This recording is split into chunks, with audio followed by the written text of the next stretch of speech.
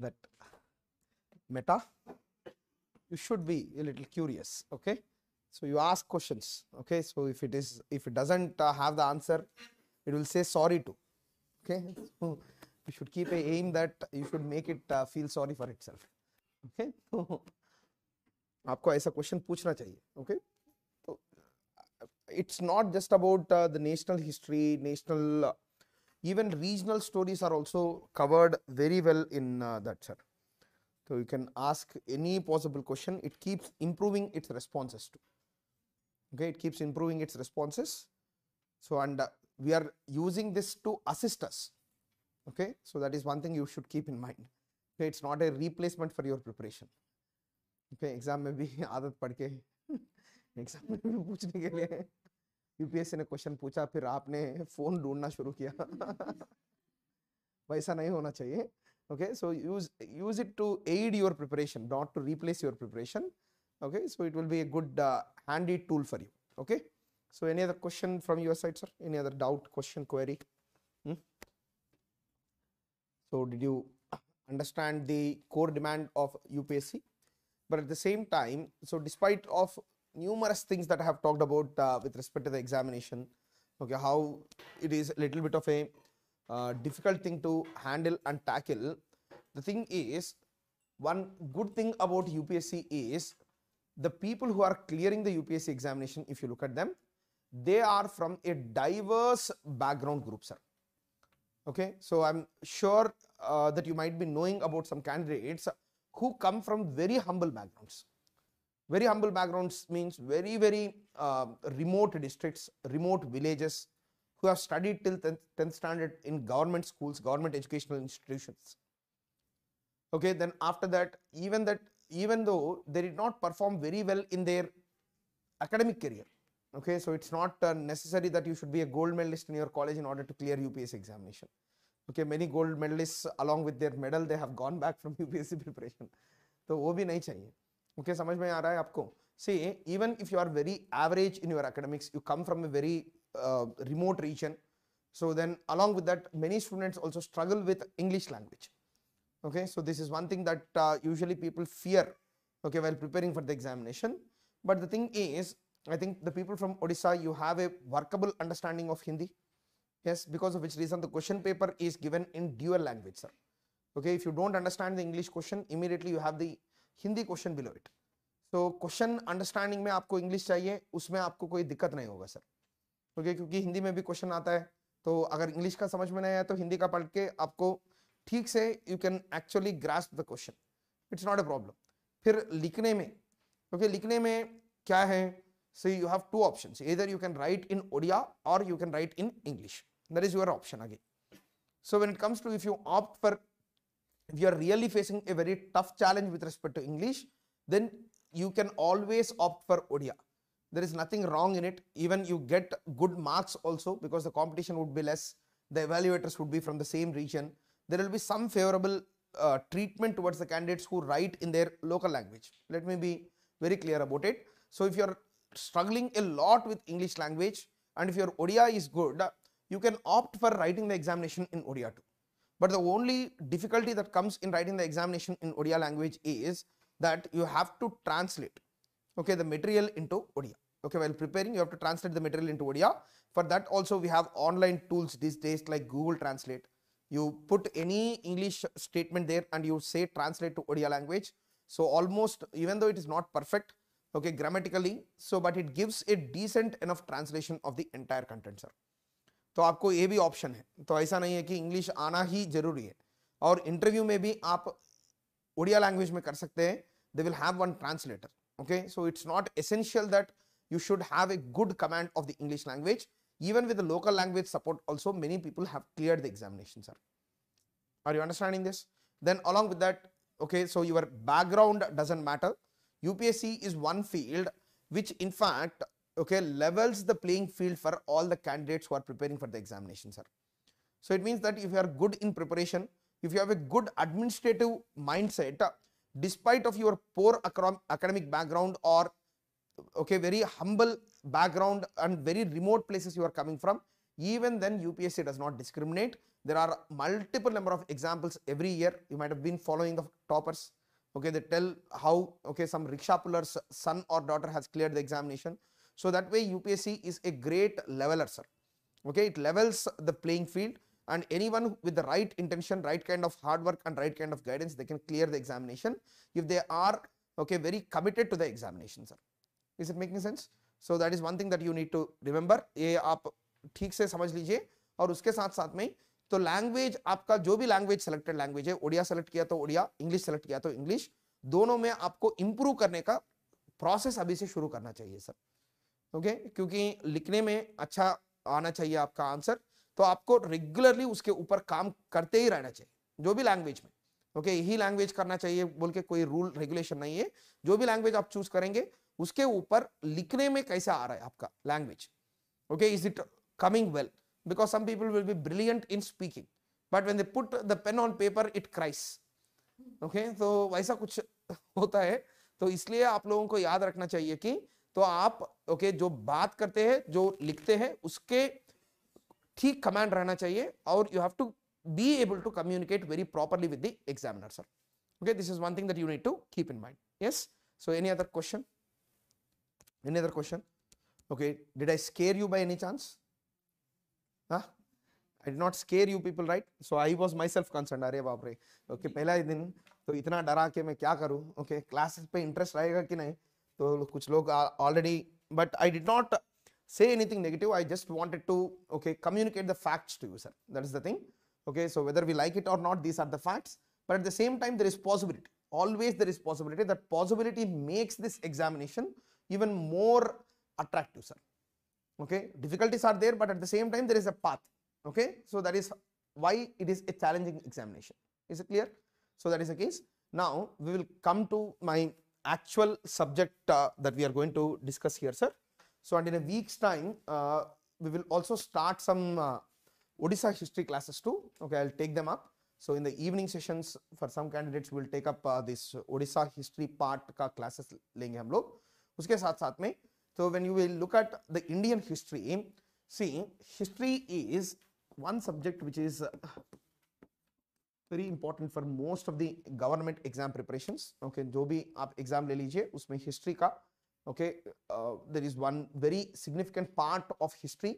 So whichever government examination you take, there is a regular repetition of history sections for the examination.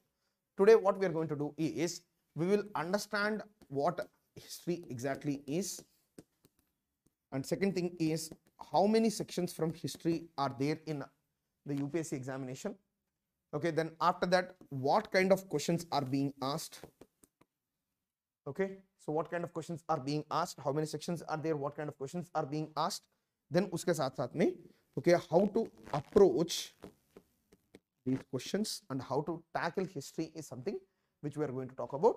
Once we are done with these sections, okay, today's class is going to be a shorter class because it was supposed to be an orientation class. From tomorrow on we will have longer sessions. And one more thing that you need to keep in mind is, see, UPSC preparation itself is a little, okay, different. इसके साथ साथ में UPSC का तैयारी का classes भी थोड़ा ऐसे ही रहेगा सर, क्योंकि आप लोग कहीं पे भी क्लास किया हो तो स्कूल में या कॉलेज में एक टीचर को ज्यादा से ज्यादा आप कितने टाइम तक देखते हैं sir? 45 minutes to 50 minutes. Yes or no? But in UPSC preparation, you have to tolerate the same teacher for 5 hours. Okay, and the teacher also has to tolerate the same students for 5 hours. Okay, तो दोनों तरफ से एक difficult काम है. Okay, उसके साथ साथ में I will try to keep the class as interesting as possible, but you also try to bring in some energy to class. Okay, तो 5 घंटे का क्लास है, तो 5 घंटे का क्लास अगर रहा तो ancient medieval subject है. Okay, so there, whichever political debates are there, whichever ideas are there, I will discuss them. I'll give some time for you people to write answers to. I will evaluate them.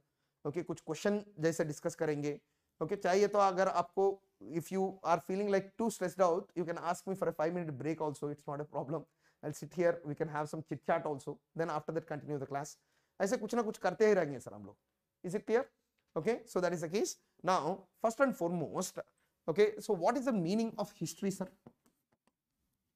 क्या है history का मतलब क्या है?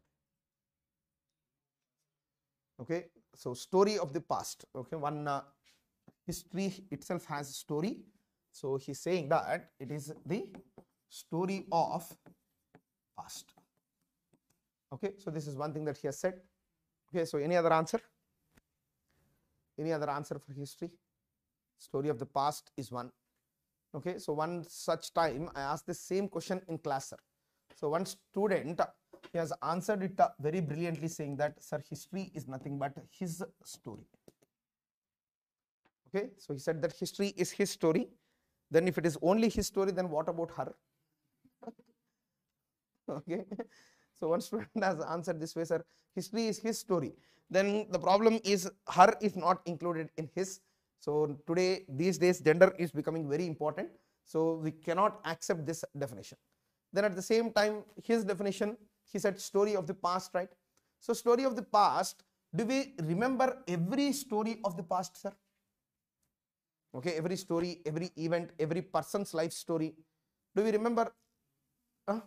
So what will we remember from the past, sir? The things which are picked up by the historians. But they should also have some criteria in order to pick up an event, right? In fact, because he is okay, so pointing me to some direction, I'll just tell it, sir. See, even God cannot change what happened in the past. Do you know this? Okay, can God change what happened in the past? God also cannot. God can determine what is the future, sir. God cannot change what happened in the past, but a historian may. Try to understand this. Primarily because historians, through their analytical tools, through their reading of history, they tend to sometimes rewrite the past multiple number of times from different perspectives, right? Yes or no? So God also cannot change past, but a historian may. But the thing is, historians, whenever they study history, what they tend to do is they tend to pick up the important events from the past, sir. Okay, history is nothing but it is a chronological record of significant events from the past. Please write down the definition. Write down the definition. History is a chronological record of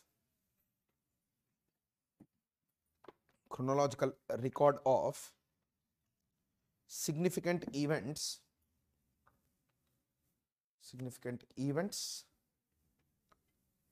from the past. Chronological record, because history should have chronology, right? It cannot be like discrete events from the past picked up and joined together. So it should be chronological. So history is a chronological record of significant events from the past, sir. But the problem here is, okay, what is a significant event is the question, sir. What is a significant event in the past? How will we determine which event is significant and which is not so significant in past? Just I will give you one example. Just think about it, sir. So if you look at the modern Indian history, earlier the highest significance in modern Indian history has been given to whom, sir? Gandhi Nehru duo. Okay, so whatever happens in modern Indian history, everywhere the credit or the story of Gandhi Nehru duo is given higher significance in India's past when we read modern India. Is it true or not? The thing is, try to understand this. These two people were given more importance in India's past immediately after Indian independence, because it was important for post-independent Indian government to write history by giving utmost significance to Nehru Gandhi, sir.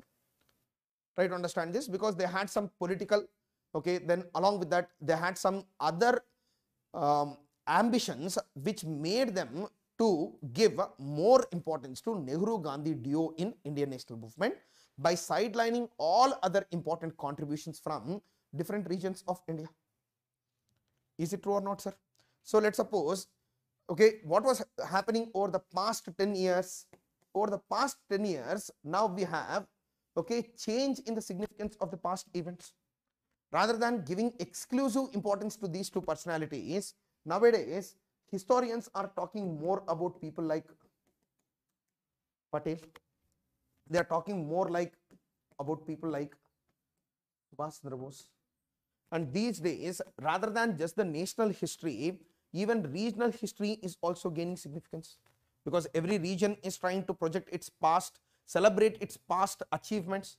So because of which reason, okay, even in the states like, okay, Odisha also, we are talking about the contributions of, okay, Veera Surendra Sai. Veera Surendra Sai, we are talking about his contributions, what he has done, okay, how it is important. So all of these things, what is happening is there is a significant reorientation of the past, and what is significant, considered as significant earlier, now it is being given less significance, whereas other events are given more significance. Is it making sense, sir?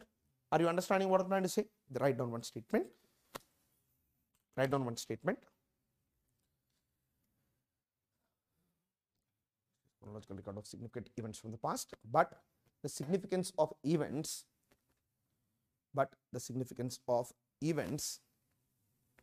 changes according to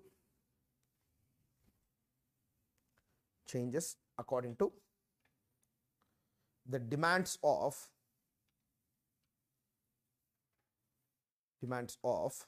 present day. Full stop. Okay, write down one statement.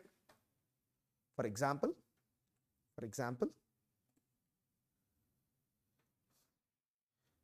the story of wars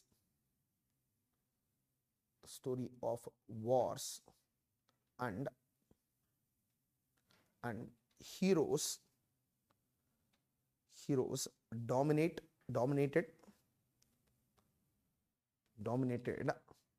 history writing earlier, but today the focus has shifted to the study of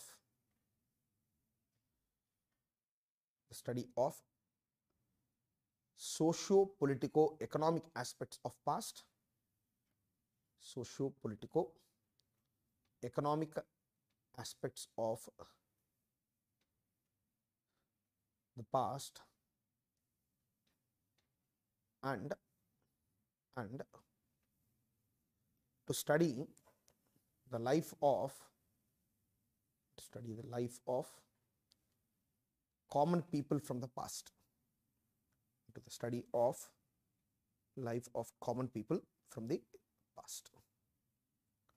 Is it making sense, sir?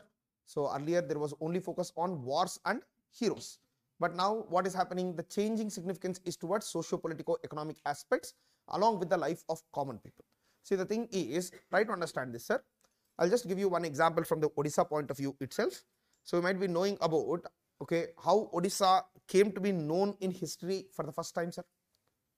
Where was it mentioned for the first time? The Kalinga War is the first historically defining event for the Odissan history. But till date, the highest significance has been given to Ashoka, who was a winner of the war, and his war, the number of casualties which occurred on the Kalingan side. This is the aspect which has been given more focus upon. Yes or no? But nowadays, what is happening? People started looking at not just the winner, but the losers of the war. Okay, so why did they resist Ashoka? First case. Then the second thing is what kind of atrocities were committed here. Then third is after the victory in Kalingan War, how did the local people, okay, in fact, feel the impact of the Mauryan administration is something which we are studying today. Yes or no? Rather than just talking about the war and its victory, what happened post-war? Why did the people resist Ashoka in the first place before the war? These are the aspects which are being given more importance today, sir. Rather than, okay, trying to write history from the perspective of the winner, we also have to listen to the loser story too. Then only we will reach to the truth, right? Yes, Ashoka has his own particular reasons for fighting the war, but the people of Odisha also had particular reason to resist Ashoka. We should study them also, then only we can reach out to the truth, right? So this way what is happening is the change is clear towards the unsaid parts of history now are being more focused upon, sir. Earlier only war and victors are given significance, but now the other parties, that is the losers of war, the common people, their suffering, their life, their socio-economic, political aspects, all of these are gaining more significance in today's writing of history. Is it making sense, sir? Did you understand history, definition of history? And UPSC is also very well aware about this changing pattern of history, sir. When the way we look at the things in the past is changing continuously, can we consider history as a static subject or dynamic subject, sir? Definitely it is a dynamic subject, because earlier what we are studying as history is quite different from what we are studying today as history. Earlier we are giving importance to Nehru, Gandhi. Now today we are giving importance to Patel, Bose. These kind of people we are giving more importance to, which means that what we are giving significance to in the past is continuously changing. This makes history as a dynamic subject, sir. Please write it down. As the needs of today change, as the needs of today change, the things we study from the past,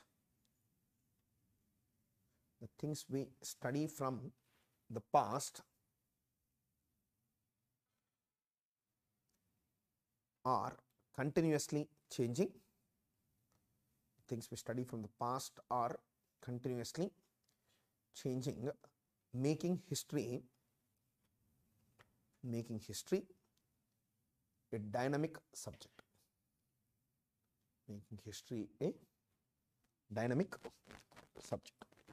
Are you understanding this, sir?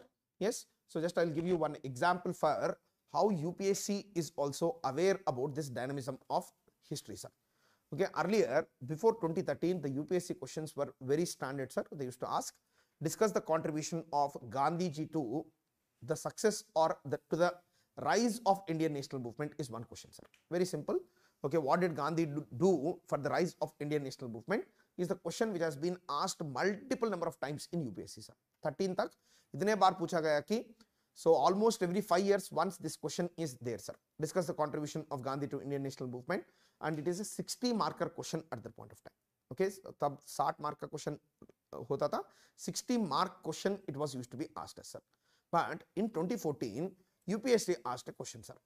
It said that, okay, without a person like Gandhiji, what would have been the nature of Indian national movement was the question. Are you understanding this? Okay, so what they are saying is, without Gandhiji, what would have been the nature of Indian national movement? Full stop, question mark, critically examined was the question, sir.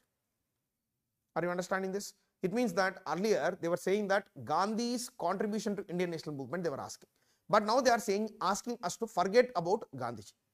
Without Gandhiji, what would have been the nature of Indian national movement is one such question that has been asked, sir. Are you getting what I'm trying to say? Which shows that UPSC is also looking at history not from the Gandhian perspective but from a different perspective. It is also looking at history. समझ में आ रहा है आपको?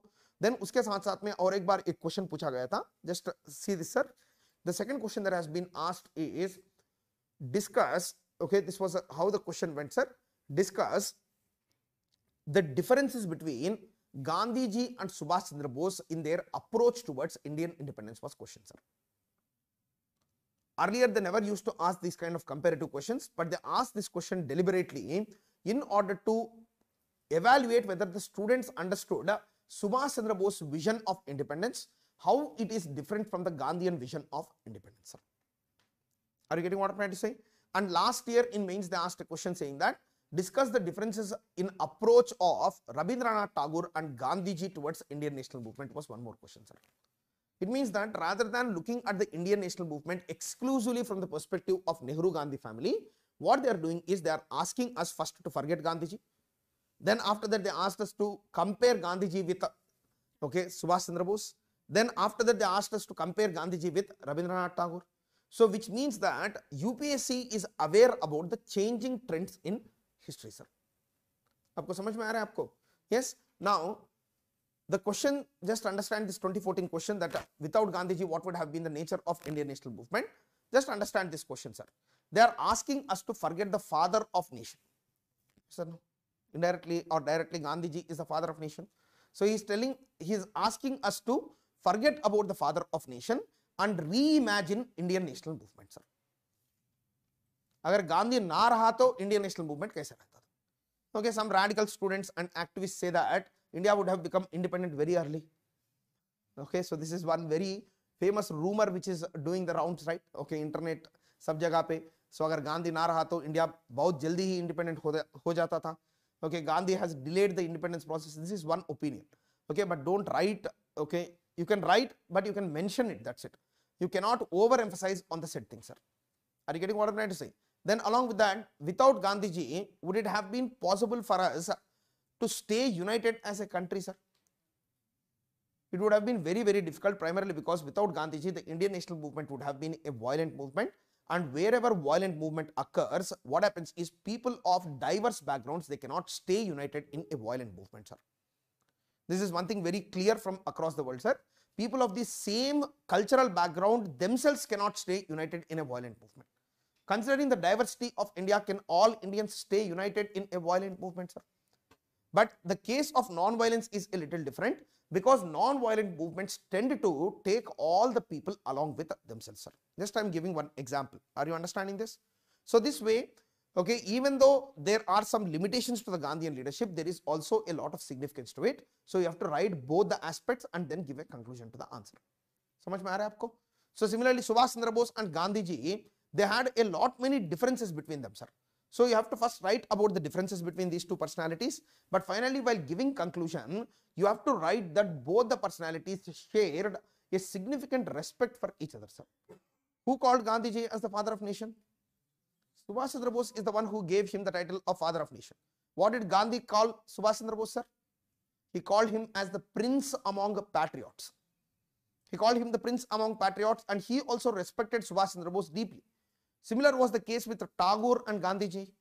Tagore is the one who gave the title of Mahatma to Gandhiji, sir. And what did Gandhi call Rabindranath Tagore, sir? Gurudev. Gurudev is one thing which Gandhiji used to call Rabindranath Tagore as. Despite of their differences, they had the maturity to respect each other, sir. Okay, which is actually lacking in today's political scenario in many respects. Okay, differences are turning out to be conflicts, sir. But in Indian national movement, differences in fact bred a lot of respect between the leaders, and that shows the sign of mature leadership, sir. अगर आपको मेरा एक opinion है, आपका दूसरा opinion है, इसका ये नहीं है कि हम लोग दोनों आपस में लड़ना चाहिए. आपका ओपिनियन को मैं रेस्पेक्ट भी कर सकता हूं ना, ये भी हो सकता है. That shows political maturity, and the Indian national movement, it had this political maturity which is lacking today. But I think you have understood the drift of the questions, right? Yes, कैसे question पूछ रहा है.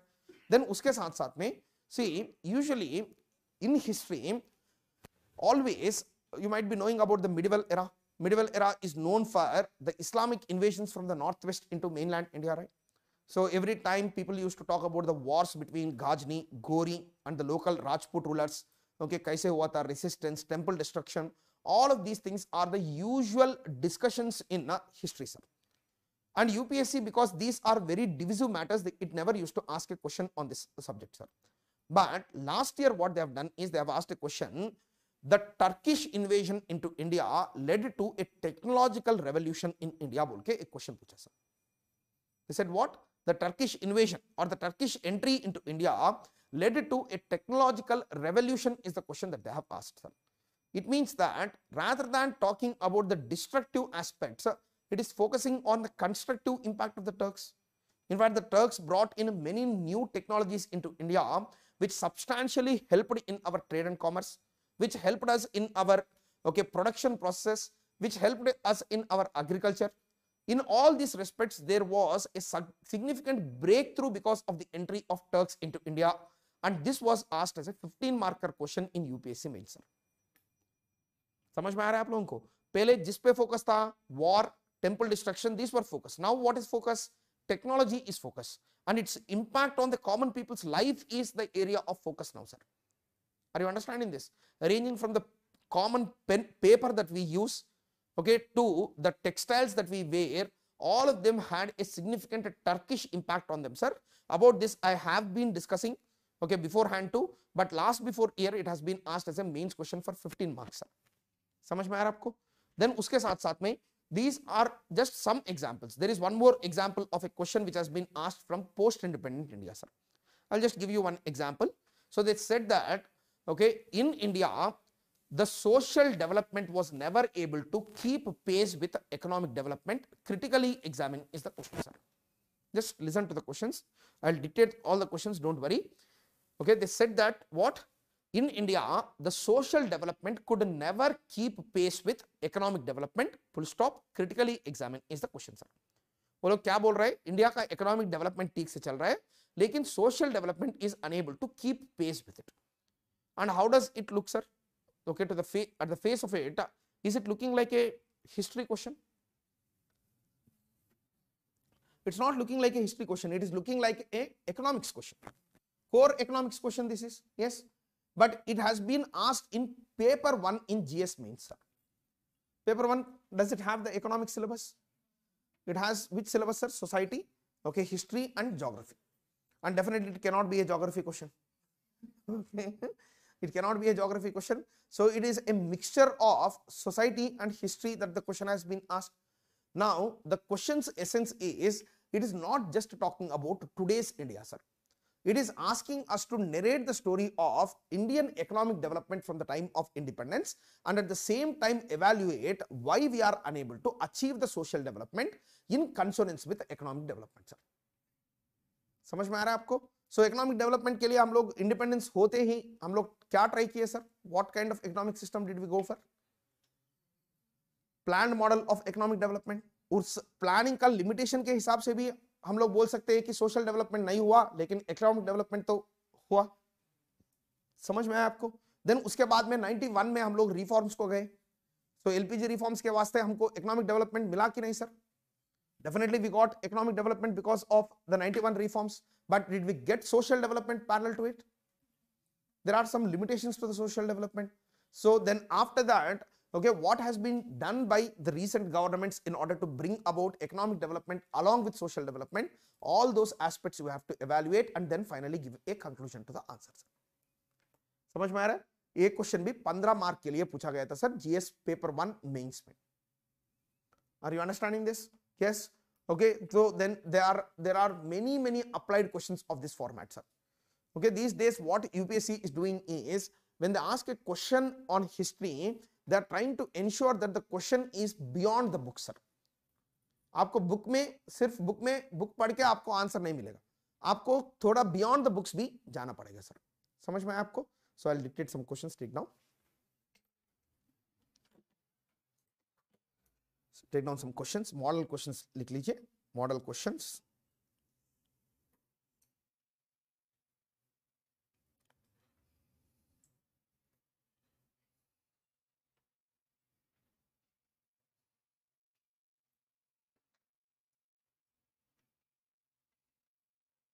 I'll just dictate the question, sir.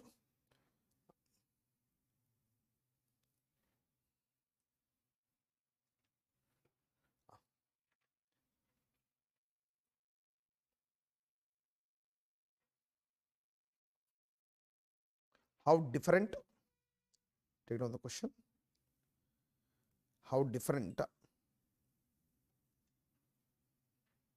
would have been,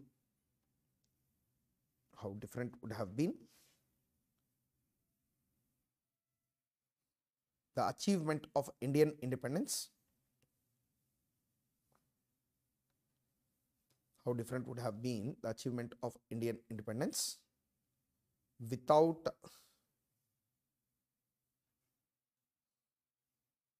Mahatma Gandhi.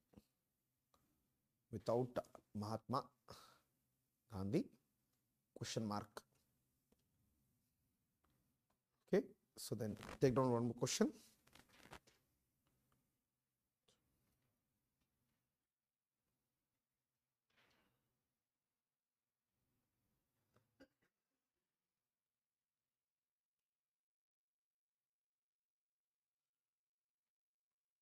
Just a second, I'm just looking at for the question, sir.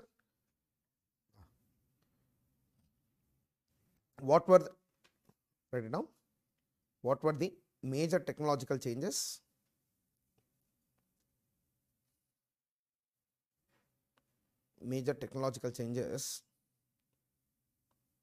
introduced during the Sultanate period, introduced during the Sultanate period, question mark. How did those technologies, question mark, how did those technologies influence Indian society? How did those technologies influence Indian society is the question, sir. So isn't it a good question, sir? Yes. Okay. So then take down one more question. Why did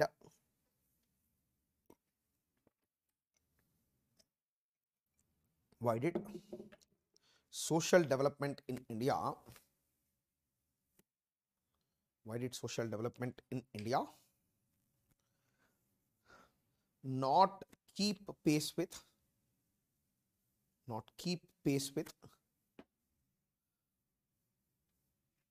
development of India, could not, please add could there, sir, could not keep pace with the economic development of India,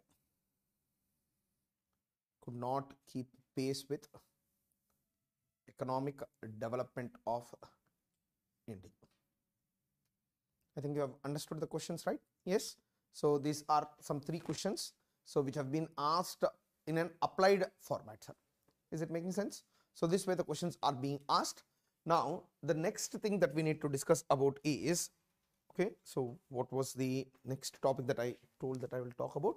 First is we have discussed the definition of history. Next one is, okay, we need to discuss about, okay, how many sections are there in history for us. So and along with that I'll give a book list also for you people in order to study, sir. Okay, so which section के लिए हम लोग को क्या पढ़ना चाहिए, तो I'll give a book list to you. So just listen to this, sir. So if you understand history section in UPSC, in total there are 6 sections in history, sir. ये 6 section है सब कुल मिला के. So the first one is the section which is called as ancient India. The second one is medieval India. The third is art and culture. The fourth section is modern India. Fifth section is post-independent India. And sixth section is world history, sir. पूरा कुल मिला के 6 section है history में. So if you look at the 6 sections, for every section, okay, so there are very thick standard books, sir. Okay, not just normal books, very thick standard books. Okay, particularly if you see, okay, most of the books of history, they are in fact very thick, sir. In fact, if you ask me, all of them are very lethal too, sir. Lethal means what? Deadly. Lethal means deadly. Deadly means how they are deadly. One is, if you read them, okay, there is high possibility that in the process, okay, आपको मोक्ष मिल जाएगा. Okay. Or second way also they are lethal, because if you hit someone with those books, definitely they will die, sir. पढ़ने में chances है कि कोई बच जाएगा, लेकिन किसी को अगर वो बुक से मारा तो पक्का मर जाएगा, sir. Okay, that way the books are lethal in 2 respects. Okay, but even then what we have to do is, history is one section where you have to have a self limitation, sir. Because whatever books you read, more and more books will always be there. One thing is, history is one place where rather than, okay, losing marks, what you will lose is, you will lose a lot of time, sir. Okay, so in fact history is one section which is a time consuming section, sir. It is a lot time consuming section because so many sources are there. If you don't know, you will be not able to answer. So because of which reason, what happens is, it leads to a time trap, sir. Time trap wherein you spend excessive amount of time in history, and the problem is the marks which come out of history are not proportionate to the time that you have spent, sir. This is one of the major problem with subject like history is, time marks disproportionality is the main problem, sir. Okay, so I am a history teacher. Okay, I should tell what, okay, आप पूरा time लगा लीजिए, आपको marks मिलेगा. If I say that, I will be in fact lying to you people, sir, because marks of history, if you look at, they are very varying, sir. Okay, this year in prelims paper particularly, history as a subject has suffered a lot. We got only 12 questions from 6 sections, sir. 6 section है तो है, लेकिन कितना question आया? 12 question आया, sir. सो एक एक section से 2 क्वेश्चन आता है, और एक एक सेक्शन के लिए आपके पास 500 पेज के ज्यादा मटेरियल रहेगा, सर. ओके, तो फिर टाइम ट्रैप होगा कि नहीं, sir? Definitely it will lead to a time trap. That is the reason why. But at the same time, let's suppose you neglect history. Okay, 12 question आ रहा है, क्या करेंगे हम लोग? नेक्स्ट ईयर आप पेपर जाके बैठा तो suddenly the number of questions would have been increased to somewhere around 22 to 24, double. And if it is quarter of the paper in prelims examination is history, if you don't prepare for the paper, then you are out of the list again. So you prepare, okay, there is a problem. You don't prepare, there is a problem. Okay, so very famously as said by Shakespeare, he said, to be not to be. For history it is actually very applicable, sir, to prepare or not to prepare. Okay, the solution for this problem is, first and foremost, I will try to help you out with respect to these 6 sections through my class, sir. Because in class I will definitely give a very good material, first printed, then uske upar mein dictation bhi karunga. So what I will do is, I will try to replace most of the books for you and make you read only my material, sir. Because my material in itself is a collection of multiple number of books. Okay, so बहुत सारा books में पढ़ के वहां से जो भी UPSC relevant information है वो निकाल के मैं मेरा खुद का मटेरियल बनाया हूँ. उसके साथ साथ में मैं क्लास भी पढ़ाता हूँ. उन दोनों के हिसाब से आपको सो बुक्स पे आपका डिपेंडेंस कम करना is my main motto, sir. Are you getting what I am trying to say? But even though I try to limit the number of books that you are reading, one set of books that you need to read is, anyhow for UPSC preparation you have to read new NCERTs, sir. Okay, I'm not talking about the old NCERTs, new NCERTs from class 6th to class 11th. Whichever textbooks are there for history section, you have to read them anyhow. So in the process of reading, okay, you read the new NCERT textbooks for history. Ancient के लिए भी 6th standard में है, then उसके साथ साथ में then again in 9th standard, 6th 7th standard 8th standard we have ancient history. then उसके साथ साथ में we have 11th standard में भी एक बुक है. तो वो बुक्स आप पढ़ने के लिए ट्राई कर लीजिए. only read new NCERTs as much as possible. wherever required, any section which is better presented in any book, I will let you know, sir. okay, मैं आप लोगों को बताऊंगा इस सेक्शन इस बुक से आप पढ़ लीजिए. सो जब वो सेक्शन में पढ़ा रहा हूं क्लास में, तभी मैं बोलूंगा कि इस सेक्शन को आप इस बुक से पढ़ लीजिए. So only in those areas you add some additional material. Otherwise, my material is going to be sufficient, sir. You take a proper printout of the material, because I keep dictating additional points which you need to add there. So I'll send the material and you take a printout, and my material will replace most of the books, sir. Then along with that, okay, I cover all the 6 sections for you through classroom program, sir. Okay, मेरा ये है कि मैं कुछ section पढ़ा के कुछ section छोड़ के वैसा मैं नहीं करूंगा. All the sections together I will teach, sir. And first we are going to start with ancient, medieval and art and culture. Once we are done with that, okay, we will have a short gap and then we will start with modern India. Then after that we will have a short gap and start with post-independent India and world history, sir. So this is the plan. Okay, but it is going to be a very exhaustive course. Okay, it is very comprehensive, it is very big. So but I will be able to help through class. That is the reason why without class, okay, some people might think that attending class itself is time waste. But without class, you are going to lose more time, sir. Okay, are you getting it? I am trying to minimize it, and I can't ensure that everything that I teach will come in examination. But at least out of the 12 questions, if you are able to solve somewhere around, okay, 8 questions in examination, that itself is a great success for me. And this year also, I was able to get somewhere around some 7 to 8 questions from my class notes, sir. Okay, you might have seen, just I taught art and culture to you people. From art and culture, there was a question. So for some students who are already in class, Upanishad wala question आया, Upanishad Puranas question. Then उसके साथ साथ में there was a question on, you might have seen this Government of India Act of 1935 के ऊपर princely states वाला question आया था. वो क्लास में मैं बार बार पढ़ाया था मॉडर्न इंडिया में. So that question also has come in the prelims examination. So there were multiple number of questions from my class in the prelims examination. This year at least the questions were less, because of which only few questions you might have found, but last year the case was quite different, sir. Out of 20 questions, nearly somewhere around some 17 questions could be done from my class notes exclusively.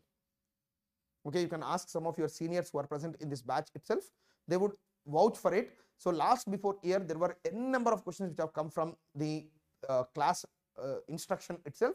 So you keep reading and depending on the classroom material, sir. And in order to depend on that, one thing that you need to have is, first and foremost, you develop some trust, sir. Okay, so the problem here is what? Okay, some of your friends might be okay watching today online is there, telegram में मुझे कुछ मुफ्त का class मिल गया, okay आप भी देखना शुरू करो, मैं देख रहा हूँ, ओके तो फिर से आप क्लास करेंगे 2 बार 3 बार, okay, same things are being repeated, sir. Are you understanding this? So rather than that, you trust one teacher, sir. Okay, look at his record, look at his material. So if you are able to do better than that yourself, then there is no point in attending the class. But if you can't do, then at the same time the teacher in class is making an effort to solve all the previous year questions in class itself, then the teacher is a good teacher, sir. You have to follow that class. In my class, what I will do is I'll discuss particular every topic. Immediately I will show all the previous year prelims questions and mains questions which have come from that section, and we will collectively solve those questions.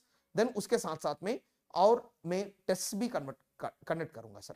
Okay, ancient medieval section के लिए मेरे पास एक 100 question का test है, मैं वो conduct करूंगा. Art and culture I will conduct test. So every section I will conduct tests, and through that your learning will become more clear. Are you getting what I'm trying to say? So 6 sections are there. Don't try to depend on books for these sections, sir. Try to avoid books as much as possible, because as told earlier, the books are lethal for your preparation. Okay, they are definitely lethal for your preparation. So you might have seen there is a book called Spectrum for Modern India, sir. You know this book? Okay, when I used to prepare for the examination, it was a 90-page book known for its crispness. Okay, 90 page का book है, जल्दी हम लोग खत्म करके exam के पहले revision करके हम लोग एग्जाम को जाते थे, sir. That 90-page book, it has got exponential increase, development. Okay, so Indian development से भी fast हो गया वो. 90 pages से today it has become somewhere around 900-page book, sir. 900 page of hard facts. Okay, that too dense material without any logic or coherence behind it, because it is a guidebook. Okay, it has been dump of information. So, and how can a person remember 900 page of discrete information, sir? Is it possible? Okay, that is the reason why what you should do is, as much as possible, you try to avoid the books and depend on my material, sir. Is it clear?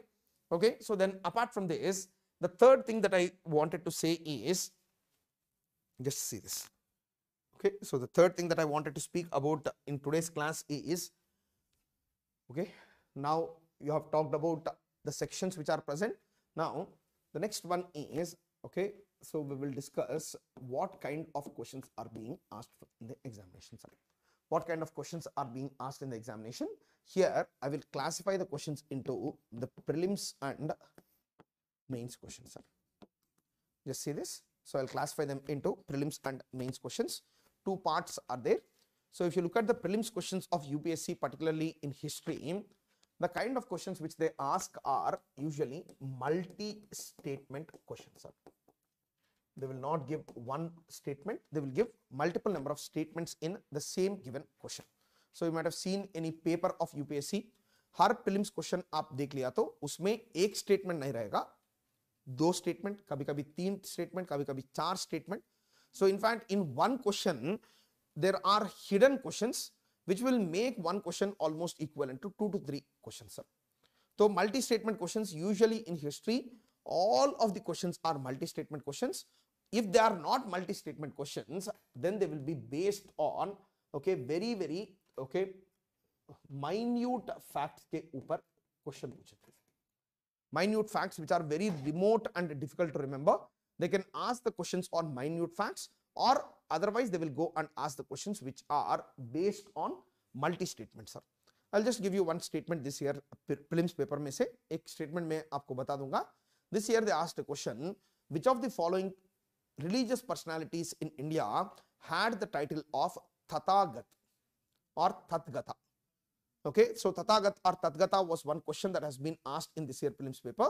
So, and immediately they have given an option saying that, okay, Mahavira, then after that Buddha, then after that, okay, so some other name and some other name they have given, sir. So they have asked a question on title of one religious personality called Tatgat or Tathagat, sir. So did we discuss about it in class? So we have talked about this in class, sir. For art and culture students, I told that Buddha's title is Sakyamuni Tathagat. Okay, this way he has multiple number of titles we discussed in class. This is a question which is an example of a remote fact in the examination, sir. समझ में आ रहा है आपको? So then उसके साथ साथ में sometimes the questions are asked in the form of multi-statement, sir. In multi-statement earlier, what they used to do is, just listen to this, sir. एक question का statement रहेगा, which of the following statements are correct, and they will give 1, 2 and 3. And they will ask us to select the correct statements, and नीचे they used to give 1 and 2 are correct, नहीं तो 2 and 3 are correct, नहीं तो okay 3 and 1 are correct, or otherwise okay option D would be 1, 2 and 3 are correct, sir. In this at least we had the possibility to eliminate, yes or no? Some combinations are not possible and you know that okay 1 is definitely wrong, then automatically what will happen, you will approach to the answer 2 and 3. You don't know the rest of the two statements, but you know for sure that 1 is definitely wrong. So people used to eliminate this and they will happily arrive at the answer. Okay, it was not a problematic thing, sir. एक statement अगर आपको ठीक से पता है तो एक दो statement आपको आंसर मिल जाता था, सर. But आजकल यूपीएससी ने क्या करना शुरू किया कि so they will give the statements and they will say okay only one of the above statement is correct. Okay, only 2 of the above statements are correct. Only 3 of the above statements are correct. ऐसा options देना शुरू किया, sir. इससे problem क्या होता है कि if you don't have absolute knowledge about the given question you will not be able to answer, sir. This is the main problem this days. You might be knowing 2 statements but third statement का आपको पता नहीं है, फिर भी आपका answer गलत हो जाएगा, सर. समझ में आया आपको? So it means that UPSC is expecting you to have a lot of clarity of content, sir. And how will you get this clarity? Content में आपको क्लैरिटी कैसे मिलेगा, sir? Yes, if you only do multiple number of revisions you will get clarity, sir.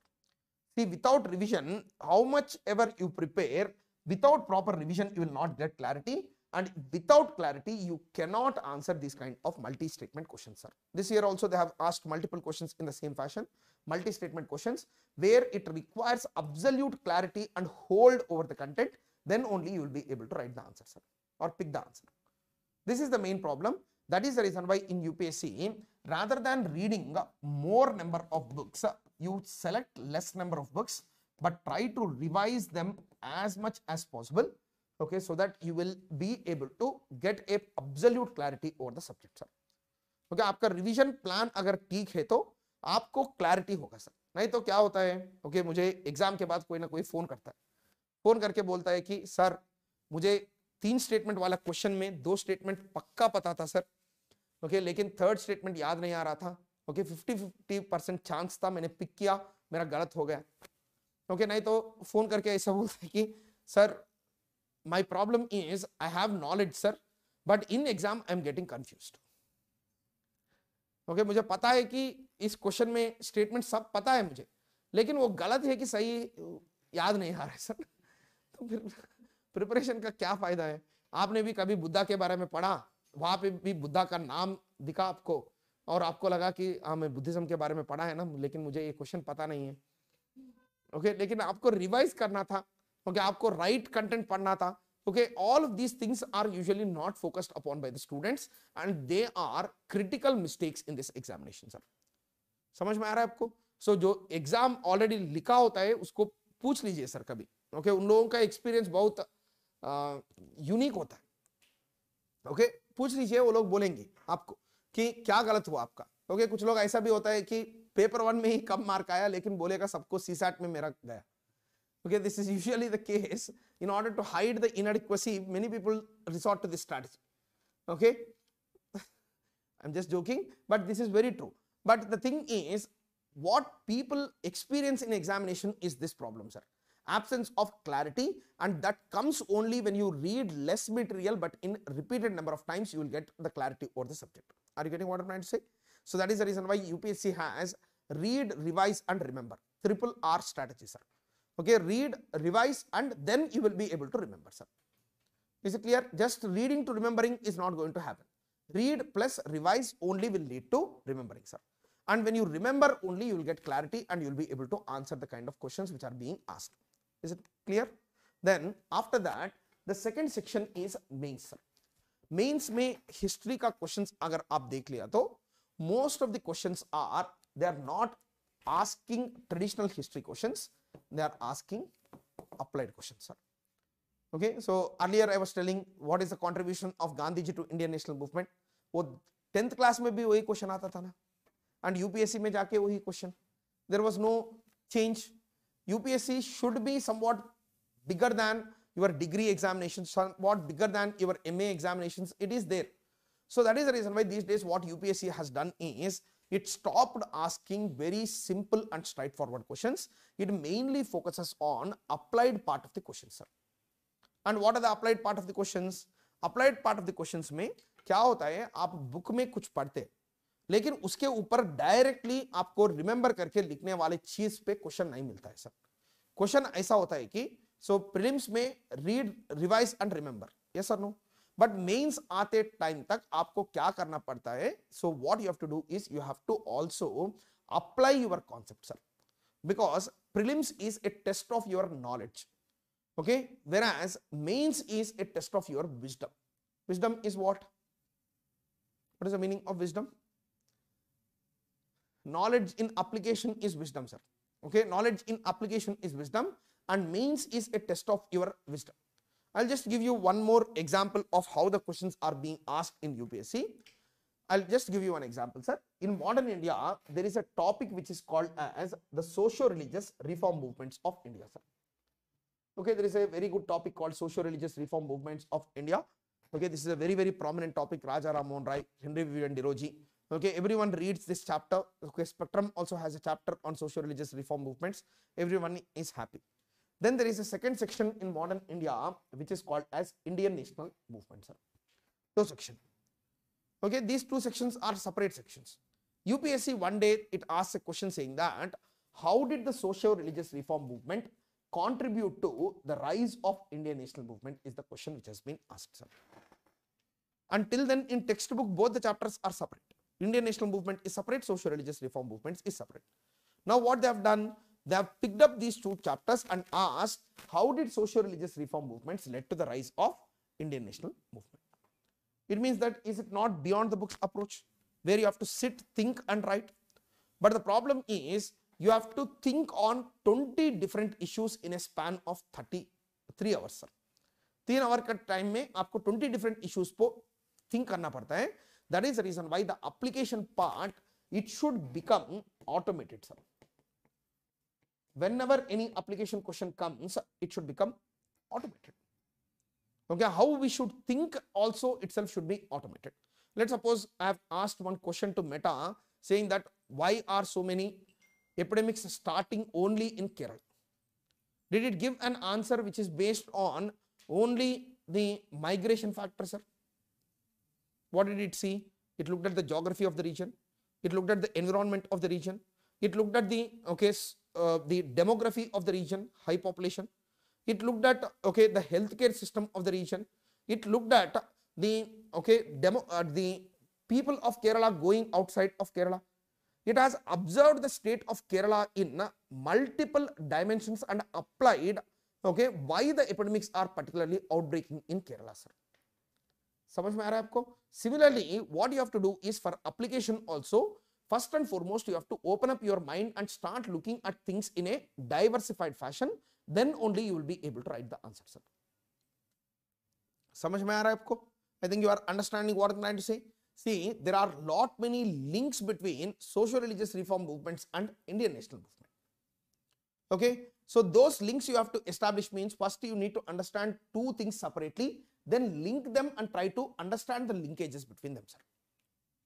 Are you getting what I'm trying to say? Socio-religious reformers, they tried to fight against the cultural dominance of the Britishers.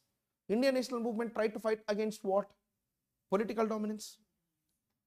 तो first cultural dominance का struggle शुरू हुआ, फिर political dominance का struggle की तरफ से I mean it got translated into this. Aren't some social religious reformers are also part of national movement, sir? There are many. Okay, there are many social religious reformers of Arya Samaj, Brahmo Samaj. Okay, in fact, the very Indian national anthem, it is a Brahmo prayer. Yes or no? Okay, Janagana Mana is what? It is a Brahmo Samaj prayer. Brahmo Samaj is a social religious reform movement. So if you search for it, if you look at it properly, you will find n number of linkages between them, and those linkages you have to write in your answers. Are you getting how to write the applied answers?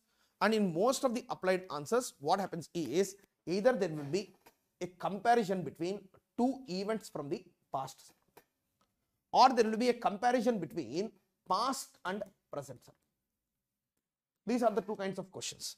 Two events in the past they can compare, or they can compare one event from the past with one event from the present, or they will talk about the impact of a particular event on all the future events के ऊपर क्या impact रहेगा. ऐसे questions ही applications में होता है sir. Very simple. Okay, impact of one event on another. Okay, impact of the past on the present, or otherwise the impact of okay any particular event which is present on the later day events is also a kind of question which is asked sir. तो ऐसे question होता है, उससे ज्यादा कुछ नहीं होता है. So application oriented questions, they are very very simple to approach, but the thing is you need to understand what is being asked, how to approach the question you need to understand sir. Is it clear? So this is one thing. Prelims का questions कैसा आता है, mains का questions कैसा आता है, and if you see the weightage, so I'll tell you UPSC prelims में weightage 12 to 20 questions होता है sir. 12 is very less. This year it has become 12, but usually 15 to 20 questions तो हर साल बनता ही बनता था sir.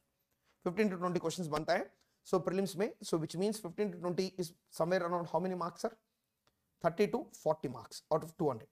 Okay, and usually the cutoff in UPSC is somewhere around 80 to 90. So it means that if you are very good at history, almost nearly 40% of your total marks you can clear only in history sir. समझ में आ रहा है आपको? That is one important thing. Then उसके साथ साथ में the second important thing that we need to understand is when it comes to mains, mains के हिसाब से all the 6 sections are there in mains sir. Yes, all the 6 sections are there in mains.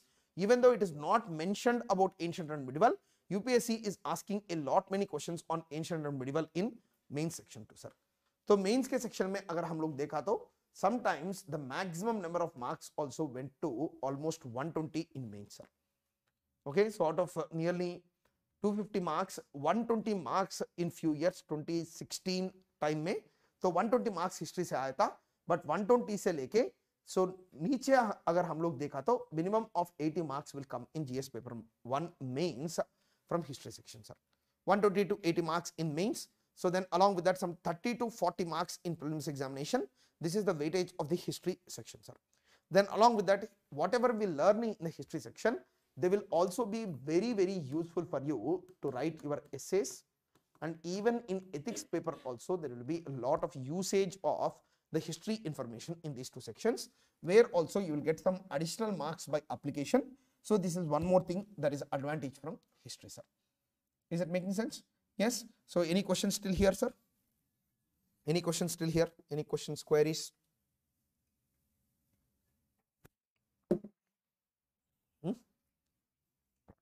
No questions?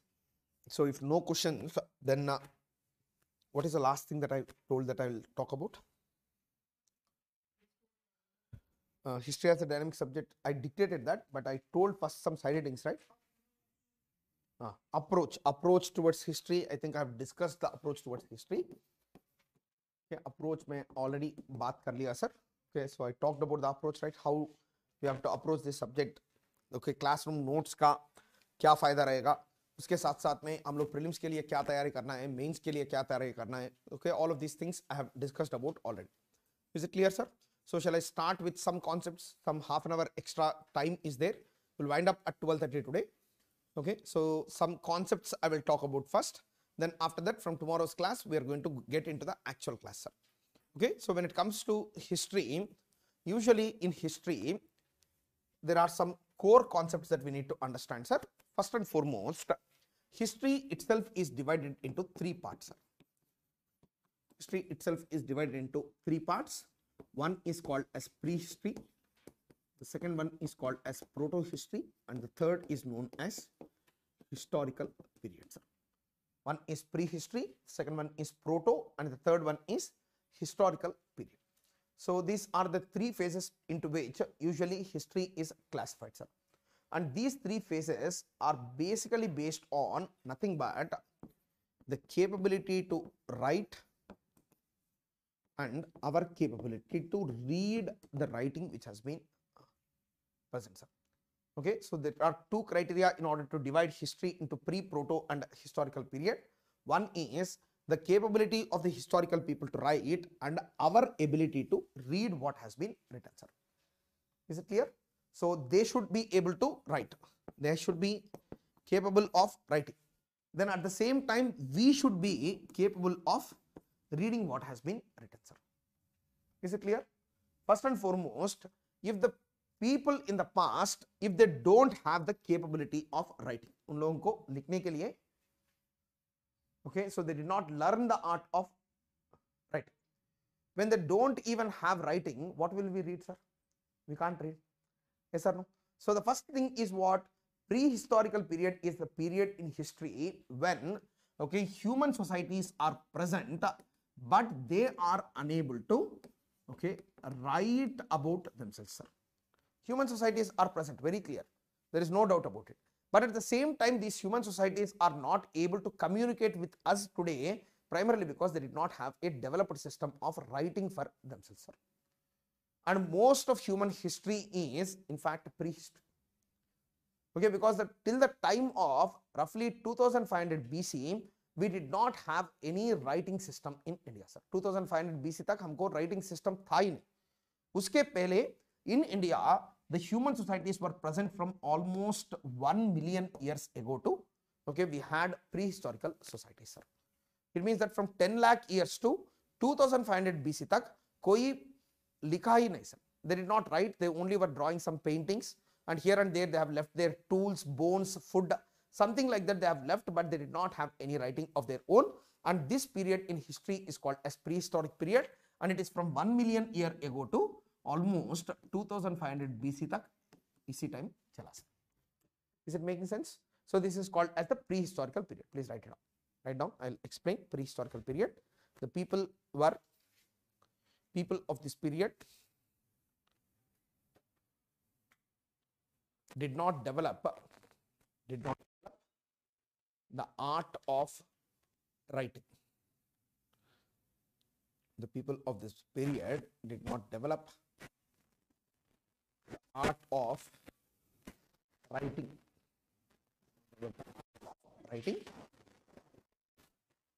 Okay, so and you have already written, right? The period extends from 1 million years ago to 2500. The period from 1 million years ago to 2500 BC तक हम लोगों को pre history चला, sir. Then उसके बाद में the second period of history is called as proto-history. So when it comes to proto-history is a period of time when, try to understand this, sir. One is the people have written, sir. Okay, people have written. They have written evidence. They have a script of their own. But the problem is what they have written, we are unable to read it, sir. They have written, but it is unreadable for us, sir. Is it making sense? So proto-history is a period in history when the people have left written records, but we are unable to decipher those records, sir. Are you getting what I'm trying to say? So please write it down. Proto-history is a period for which written records were available,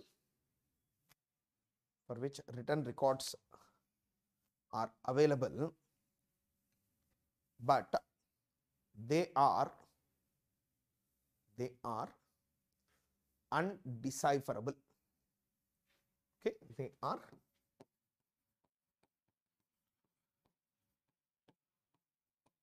spelling, sir, UNDECAPHERABLE, undecipherable. It means that they are unreadable.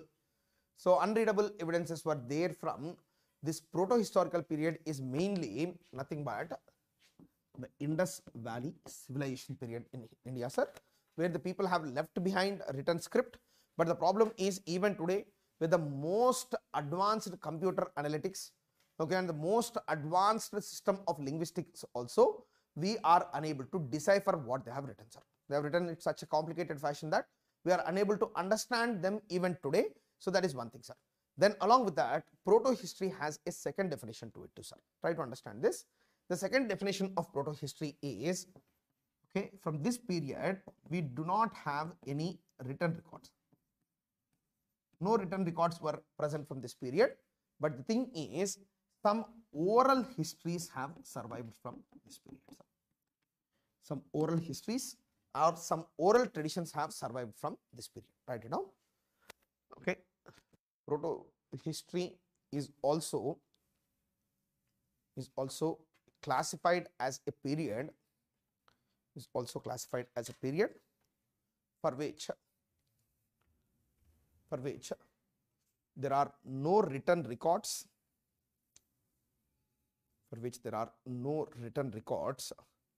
but some oral traditions,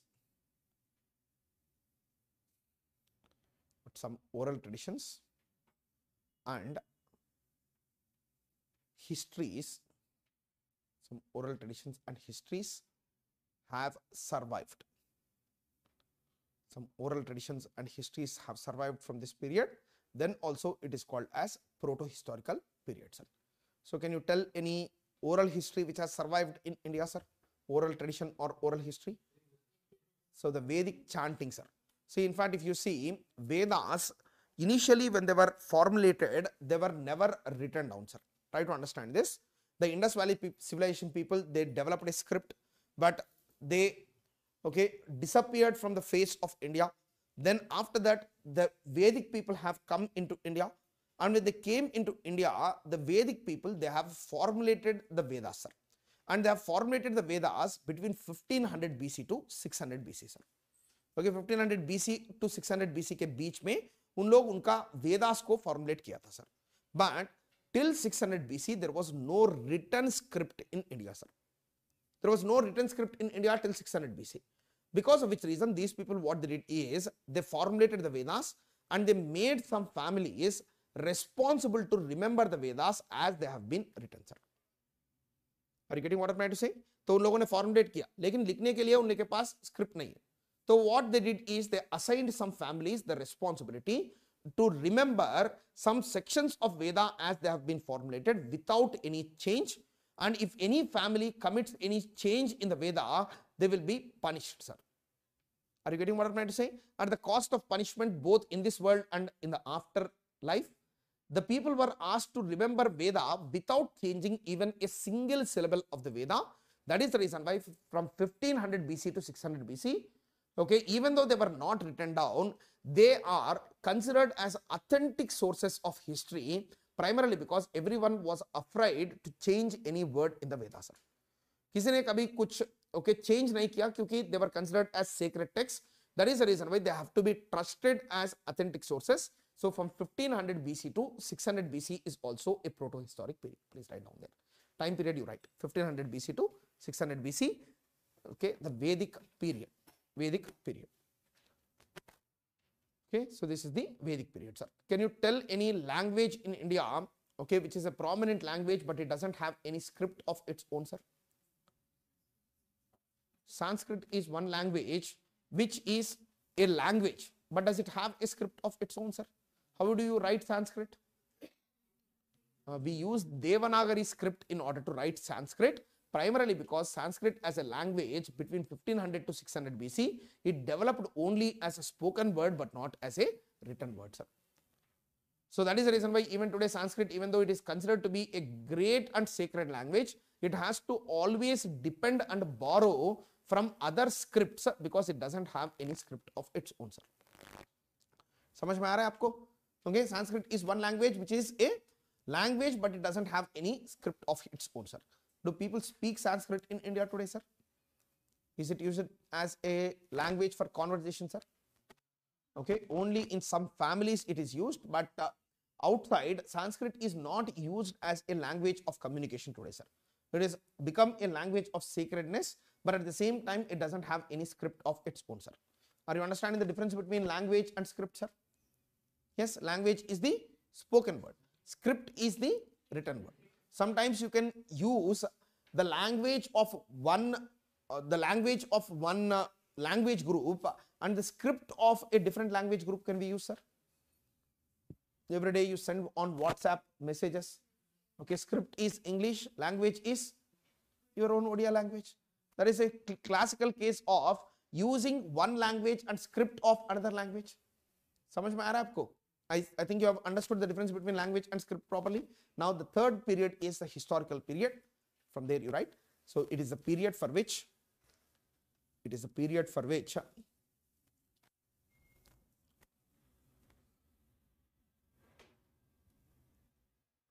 writing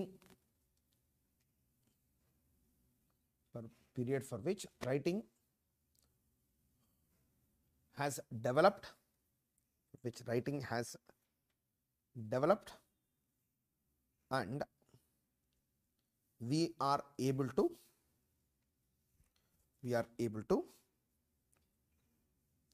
access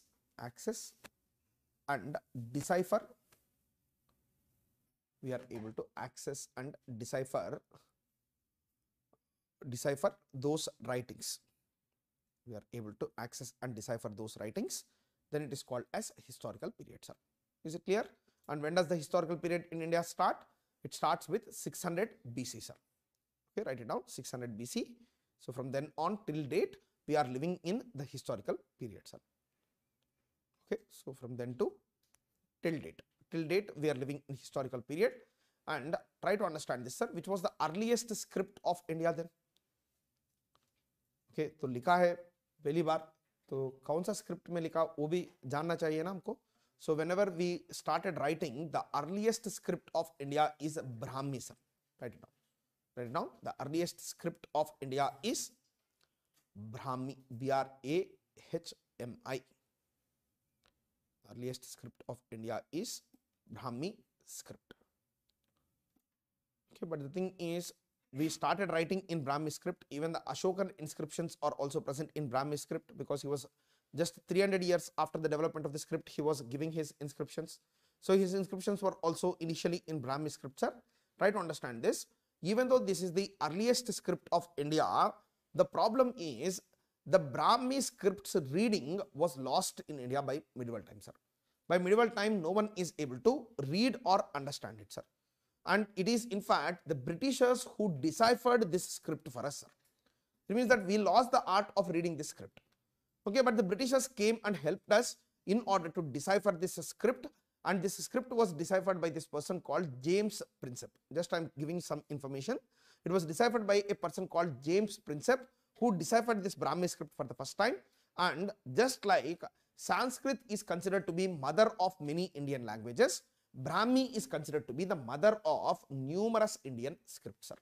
It means that most of the Indian scripts which we are using for writing today, they are inspired from the Brahmi script, sir. समझ में आ रहा है आपको?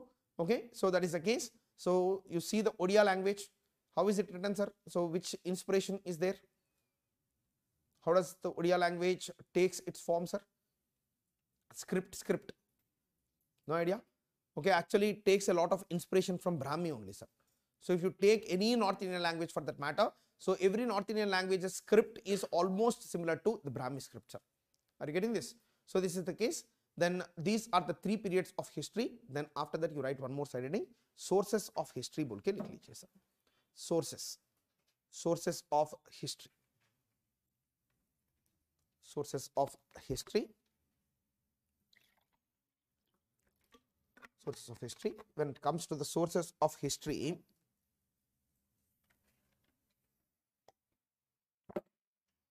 try to understand this, sir. This is one important part that we need to know. So sources of history में, okay, so you tell me, how do we reconstruct history, sir? On what basis? हम लोग किसके हिसाब से history को reconstruct करेंगे, sir? Tell me.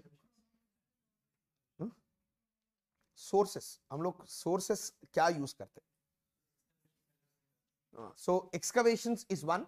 So excavations, doing excavations and reconstructing history from excavations is usually called as archaeology, right?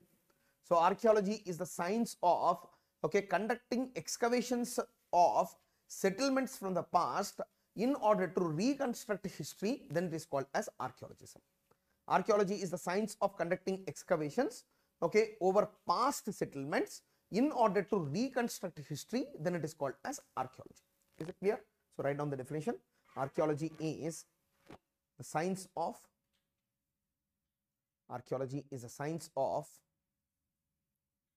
conducting excavations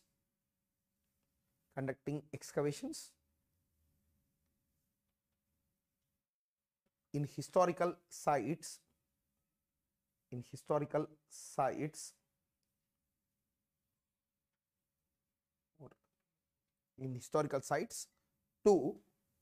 to reconstruct the past. Historical sites to reconstruct the past, then it is called as archaeology, sir. Okay, in fact, archaeology is a very, very good source of history, primarily because writing can lie, sir. Oral histories can lie. But the only thing which cannot lie is archaeology, sir. Because archaeology is what, however we are living, those material evidences would be left as they are. And based on that, if we reconstruct history, that would be a true source of history, sir. And if you see the authenticity of historical evidences, archaeology stands at the top of all the sources, sir. Are you getting this? So because we get a true picture. Okay, so I'll just give you one example. Mahabharat के बारे में हम लोग बहुत सारे पढ़े. And in Mahabharata, it has been written that the Pandavas and Kauravas at one point of time, they used to live in large palaces. Yes or no? And they were in fact having very advanced technology. Okay, they had very good ornaments of their own. All of these things we read in Mahabharata, sir. But at the same time, we go and conduct the excavations at the places where the Mahabharata has said, or Mahabharata has been said to have occurred, sir. Just look at, there are some places in India like Kurukshetra is there. There is Hastinapur is in fact part of the old Haryana region. Then along with that, there is also Indraprastha, which is part of Delhi. So when we conduct excavations there, rather than what is present in the literature, the real hard evidence from the period, it comes out, sir. Definitely in Kurukshetra, there is evidence of battle happening, sir. But not to the proportion which has been stated in Mahabharata, sir. Are you getting what I'm trying to say? युद्ध तो हुआ था वहां पे, लेकिन कितना extent पे युद्ध हुआ था, कितना कैजुअलिटीज हुआ था, उनके ऊपर आजकल हिस्टोरियंस का चर्चा चल रहा है, sir. So in fact, but definitely the battle has happened there, that has been proved, but which is the battle which has happened there, and all other things have to be still reconstructed. But I think you have understood how archaeology is an authentic source of information. Yes. Then uske साथ साथ में the second major source of information is usually, okay, the written documents from the period is also a very important source of information. And usually the study of the written documents from past is usually called as epigraphy. Okay, epigraphy is the study of inscriptions. Okay, study of inscriptions is called as epigraphy. Epigraphy is the study of inscriptions. And usually the inscriptions or writings are done on sometimes stone, sometimes metal plates, sometimes wood, sometimes palm leaves. कहाँ पे भी है, लेकिन inscriptions है तो उनका study करने का science को epigraphy बोलते सर हम लोग. Is it making sense? Epigraphy is the art of studying the inscriptions from the past are studied through epigraphy, sir. Is it clear?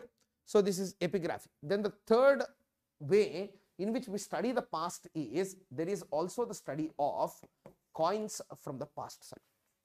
And the study of coins from the past is usually called as numismatics. Numismatics is the study of coins from the past is usually called as numismatics. Numismatics is the study of coins.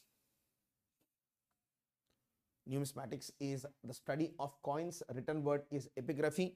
There is also study which is conducted through archaeology. Then उसके साथ में और कोई source है क्या sir past का? Which one? Monuments. Very good. Okay, so in fact, what she's saying is definitely sometimes some constructions from the past, they might have survived till date, which are usually called as the monuments, right? Okay, by studying them also, we will be able to reconstruct the past or not, sir? Definitely we can. Monuments are an important source of history, sir, because monuments are some things which are considered very important for the past societies, and they have spent a lot of resources and their artistic capability to construct the monuments, sir. Just by studying the monuments, we will get a clear picture of the societies of the past which have constructed those monuments, sir. In fact, just I will give you one example, sir. So just try to see, okay, so nearby to Bhubaneswar itself, we have the Rani Gumpha and Hathi Gumpha caves, right? Okay, Hathi Gumpha is there, Rani Gumpha caves are there. So you go and see them. So these people have excavated these monuments for the sake of Jain monks, right? Yes. So based on looking at these Hathi Gumpha and Rani Gumpha caves, will you get a picture of what is considered as important for those societies, sir? It means that providing residence and food to monks is considered as a very great activity by that society. Then उनके साथ साथ में वहां पे अगर आप लोग caves में देखा तो बहुत सारा inscriptions भी रहेगा. You do epigraphy on those inscriptions. You'll get a clear reconstruction of the past. Monument contains, one is the monument itself communicates a message. Then along with that, it contains a lot many inscriptions which also give more information about the said period, sir. So monuments is also one important source of history. Then apart from monuments, any other? Huh? I didn't get you, sir. Folklore. Good. Okay, folklore is also a very, very important source of history, sir. Good. So folklore is also a very important source of history, and this history is usually called as the narrative history, sir. Good. Okay, folklore is also very, very important. It is called as narrative history of the period, sir. Folklore is what? The stories which are said about a particular hero, a particular time period. Okay, so and these words, they carry or they're carried forward in the form of stories among the people, and this is called usually as narrative history, sir. And if you look at the narrative history sometimes, in most of the times, it has provided the direction for the historians to conduct some studies, sir. I'll just tell you one story of narrative history or folklore which made us, okay, in fact, conduct one archaeological survey which led to substantial new discoveries in India, sir. I'll just tell this. So everyone in India, as part of our narrative story, knew about the story of Lord Krishna, and everyone knew that his capital was Dwaraka. And in fact, Indian folklore very clearly stated that Dwarka as a city got submerged in Gujarat coastline. So everyone knew this beforehand, sir. But finally, what the historians did is, based on the folklore and narrative history, they went and tried to find out the city of Dwarka, whether it is really present or not. And they in fact conducted some marine archaeological surveys in the Gujarat coastline. They went into the ocean and they tried to see whether it was present or not, and they were able to excavate one major city there, which is a submerged city, which is today called as Bet Dwarka, sir. Are you understanding this? This way, the folklore also sometimes point us out to, okay, the real historical facts too. So this is one example of narrative history which comes through folklore, sir. Folk, F-O-L-K, folk, lore, L-O-R-E. Lore means stories. Okay, the folk stories के हिसाब से हम लोग historical evidence मिल जाते हैं, sir. Yes, very good. Then उसके साथ में और कोई artifacts. Good. Okay, that is also part of archaeology, but I will put it in a different fashion. So whatever artifacts we are talking about, we can also call it as the sculpture from the past. We have numerous remains of sculpture from the past. They also point us to some major historical facts or not, sir. Okay, one such sculptural remain which in fact shows the glory of the Odissan past is Konark. Yes or no? So in nowhere else across the country we have such large stone built temple from top to bottom, and which had used very advanced technology and very good scientific systems were used in the construction of the temple complex. So and the sculpture is also present on the temple complex from end to end. So sculpture is also one important pointer to the past, sir, which will help us to evaluate and understand the past better. And apart from sculpture, even painting also helps us. Yes, so then some songs which have been written in praise of people also help us in reconstructing the past or not, sir. So sculpture, painting is one more source. Please write them down. Sculpture, painting is one more source. Then apart from sculpture and painting, yes, sculpture and painting is one more. Okay, so even sometimes the dance, drama and music traditions also help us to reconstruct the past, sir. Okay, dance, drama and music traditions also sometimes help us to reconstruct the past. Okay, so these are the important things with respect to sources of Indian history, sir. So we will wind up the class for today. So tomorrow, first we will have a discussion on the general chronology of Indian past. In the chronology part itself, I will introduce every chapter that we have to discuss, and after that introduction, which might take somewhere around some 1 hour, then after that what we are going to do is we are going to go into the actual part of history, and we will start with the prehistoric period. And tomorrow's class, I think so that I'll be able to reach till Indus Valley civilization. Let's see.